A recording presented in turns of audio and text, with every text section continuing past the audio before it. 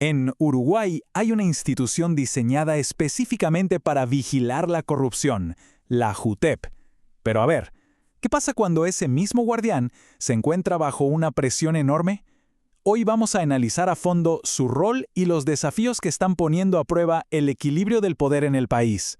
En el fondo, toda democracia se sostiene sobre una pregunta que es clave. ¿Quién vigila al que tiene el poder? De esa pregunta, justamente, es que nacen los organismos de control, esos guardianes pensados para asegurar que las cosas se hagan bien. Y en Uruguay, ese guardián tiene un nombre y un apellido. Bueno, empecemos por conocer a la institución que está en el centro de toda esta historia. Estamos hablando de la Junta de Transparencia y Ética Pública, más conocida como la JUTEP. Su misión, al menos en el papel, es muy clara: ser el máximo órgano de control en la lucha contra la corrupción. La idea es garantizar que quienes nos gobiernan actúen con honestidad y, sobre todo, con transparencia. Y ojo, que esto es fundamental. Los propios documentos oficiales la describen como una institución imprescindible en un Estado de Derecho. O sea, no estamos hablando de una oficina administrativa más. Su buen funcionamiento se considera un pilar para la salud de la democracia uruguaya, nada menos. Ahora, muy lindo en la teoría, pero ¿cómo funciona esto en la práctica? ¿Qué herramientas concretas tiene la JUTEP para cumplir con una tarea pero tan importante?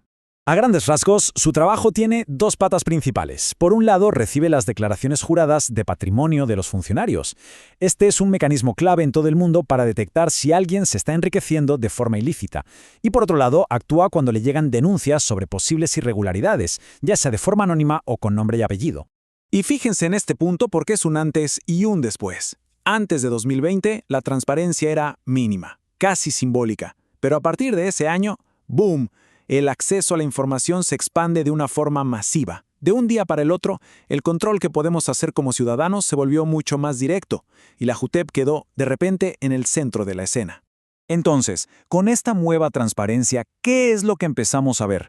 Bueno, acá es donde la teoría choca con la realidad y donde el trabajo de la JUTEP se pone a prueba con casos muy concretos que salieron a la luz, en gran medida gracias a la investigación periodística. Este titular lo ilustra perfecto. Los informes de la JUTEP dejan de ser papeles guardados en un cajón y se convierten en evidencia clave para la justicia y para el debate público. Esto demuestra el peso enorme que pueden llegar a tener sus conclusiones. Miren, esto es lo que hay detrás de los titulares. Lo que estamos viendo es una página de un informe real, en este caso, sobre una investigación en la Intendencia de Artigas. Esta es, digamos, la evidencia cruda con la que trabaja el organismo para tratar de determinar si se cruzaron o no las líneas de la ética.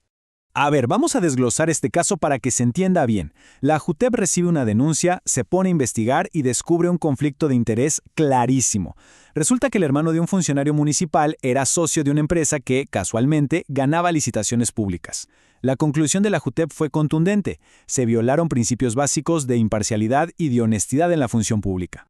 Y ojo que el caso de Artigas no es algo aislado, Para nada. La investigación periodística y los propios informes de la JUTEP nos muestran que las designaciones de familiares, el amiguismo, son un patrón que se repite una y otra vez en las denuncias que involucran a gobiernos departamentales de distintos colores políticos.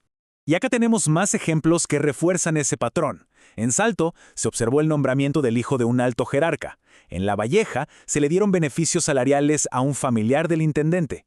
Son casos que, si bien no siempre son un delito penal, para la JUTEP sí representan una falta clara a la ética pública. Bien, entonces, si la JUTEP es capaz de detectar estas situaciones, ¿por qué se habla de un sistema bajo presión? Bueno, la respuesta, como suele pasar muchas veces, está en sus propias limitaciones internas. Miren este número, es impactante. Más de 400 denuncias acumuladas ahí, esperando una resolución. Esta cifra, que la reconoce la propia institución, nos revela un cuello de botella tremendo que básicamente paraliza su capacidad de respuesta. Para cientos de casos, la justicia ética simplemente no llega. Y escuchen esta admisión, porque viene directamente desde adentro. Una de sus vocales reconoció públicamente que la JUTEP no tiene el personal especializado que necesita para una de sus tareas más importantes, controlar las declaraciones juradas. Es una confesión de una debilidad estructural que es clave. Y esta tabla lo explica todo.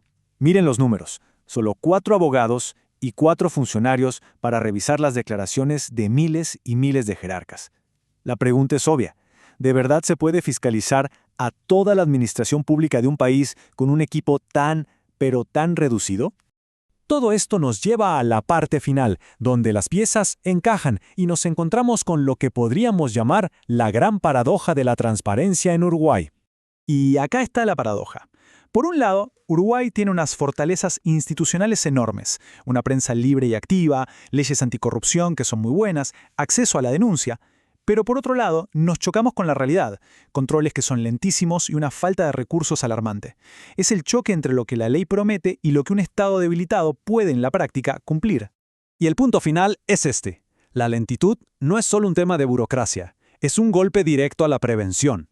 Porque cuando una sanción o una observación llega años tarde, el mensaje es claro. Sí, pero el daño a la confianza de la gente ya está hecho. Y eso es muy difícil de reparar.